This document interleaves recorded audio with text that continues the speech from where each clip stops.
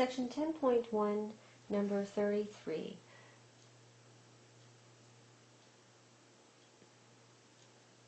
We have the polynomial 3y cubed minus 9y squared plus 24y.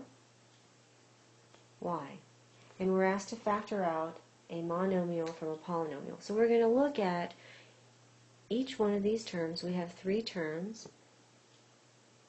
Okay, and our three terms, we're going to look for the greatest common factor in each of the coefficients. So we have a 3, a 9, and a 24. The greatest common factor is 3. When we look at our variable parts, we have a y cubed, a y squared, and a y. Now since we have a y in all three of these terms, we can pull out a y, and we always pull out the one with the smallest exponent. And our smallest exponent was y to the 1. So once we have factored out our greatest common factor of all three terms, then we're left with 3y squared, y squared. What you can do is take each one of those terms, divide it by the factor, and here you're left with y squared. The next one you have minus, and you've got a 9 y squared over 3y, and that divides out to be just a 3y. And then our last term is 24y divided by 3y, and you've got plus 8, and that's your final answer.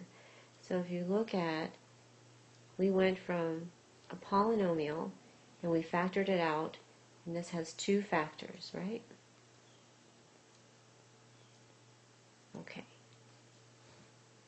Okay. Next one. Let's do number 35.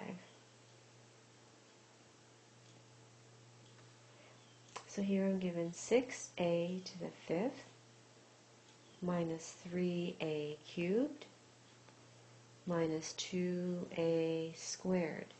So again, I have three terms, and I look at each of the terms at the numerical coefficients, and I don't see anything that goes into 6, 3, and 2. So I don't have a numerical greatest common factor. But again, I have a's in all three terms, so I can factor out an a, and the smallest a I have is a squared, so that's what I factor out.